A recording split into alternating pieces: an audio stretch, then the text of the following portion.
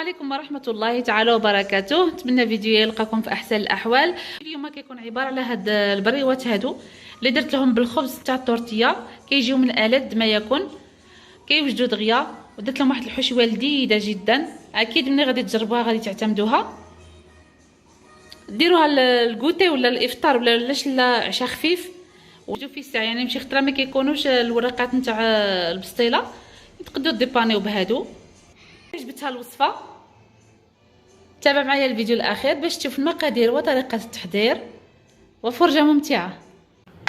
غادي نجيب صدر بيبي قطعوها هكا مرصويات، هاكم نتوما تشوفوا قطعوها هكا مرصويات صغار،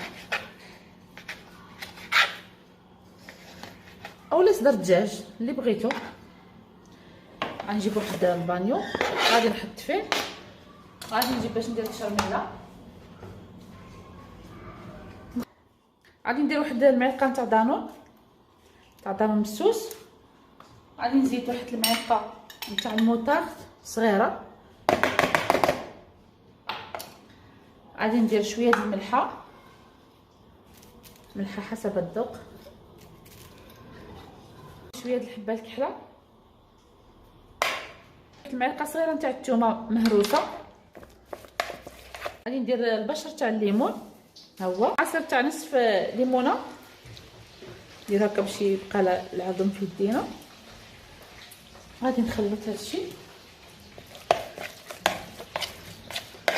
غادي نخليها واحد الساعه، نغطيه نخليه واحد الساعه على ما يشرب الشرموله، وغادي نقليه. بعد ما خليتهم يترقدوا دابا غادي نشدهم نقليهم غير في الزيت كيتقلاو مزيان ونتلاقاو. الفرماج هذا اللي كيدار في البيتزا سميتو موزاريلا، غادي نقطع منه دي طرونش نحكهم بهذه الطريقه. اللي كيشريه من بشور معليش هكا كينبقى محسن، ملي كتشريو كاع قابسه كبيره وكتحكوه غير بشويه باش ما تجرحوش يديكم. شوفوا كيجي على هذا الشكل. غادي نطحن كاع هاد الكميه، نحك كاع هاد الكميه ونتلاقاو. بعد ما حكيت الفرماج غادي نجيب هذا بوف فيمي، نقطعهم هكا صغار،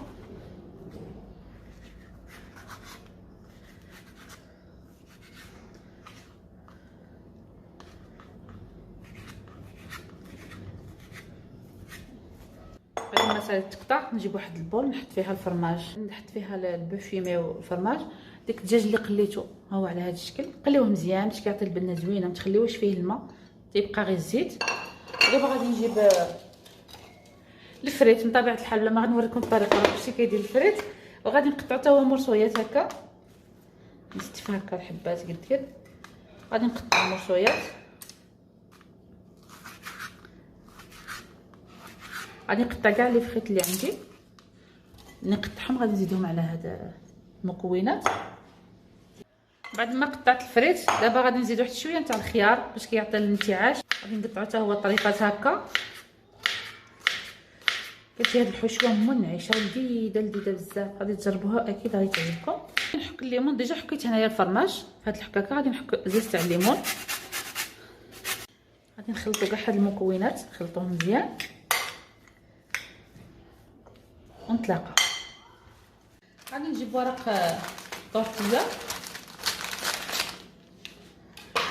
اللي عندها الوقت تصاوب، انا ما عنديش الوقت راه دايرته في القناه كيجي مزيتو.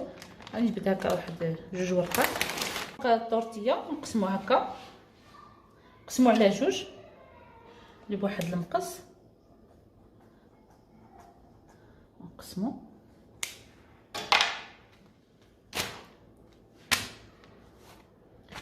قطعته واش مسح معليش. جيبوا صوص الجيريان ولا اللي بغيتو ديروا صوص اندلس ولا صوص همبرغر اللي يعجبكم.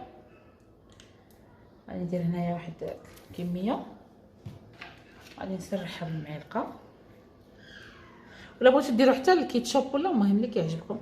هي الصراحه صوص الجيريان زوينه.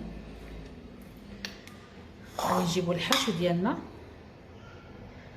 غادي نديروا له هكا معلقه كبيره، غادي نجيب شويه الفرماج تاع موزاريلا اللي بشرته، غادي نخلط في الحشو وغادي ندير بالفوق. غادي نجيب هذا الجانب هذا غادي نردو منه على هذا الشكل، غادي ندير بريوه بخبز الطورتيه، بقاو ديروا هكا وردوا حيت كيتحرك صافي. وهذا اللي غادي يشد.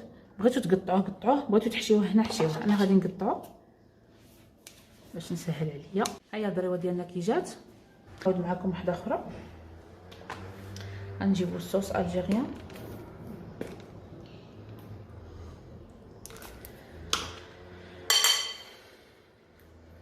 ندهنو هكا.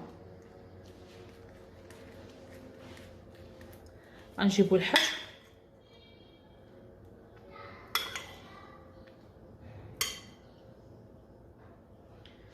المهم معلقه كبيره وشويه. انا جبت ورق نتاع الطورتيه داك الكبير كاع باش ندير حبات كبار، والا كانت هكا شي حفله ولا ديروا حبات صغار. غادي نطوي هذاك هكا على جوج. غادي ندير هكا نزير منها هكا هاد الفتحه هادي، ندير هكا غير بشويه. هاد الورق ماشي بحال تاع البسطيله، انا كنقادو، انا كنسقد بيديا. اي فوالا.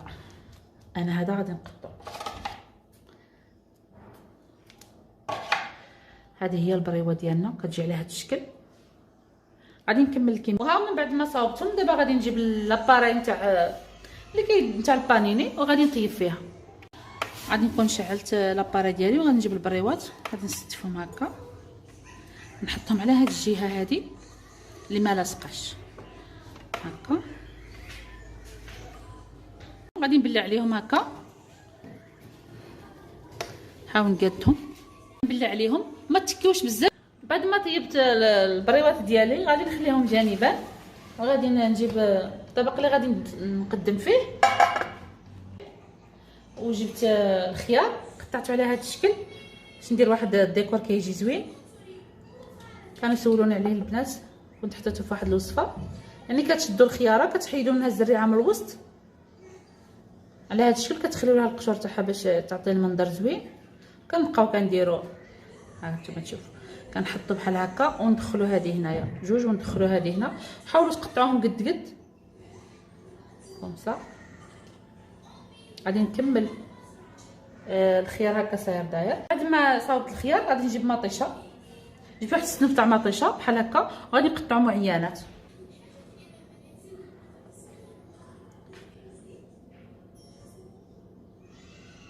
كملت التزيين تاع الطبسي ونطلق. ما زينت الطبسي دابا غادي نجيب البريوات نتاعي نستفهم على هذا الشكل.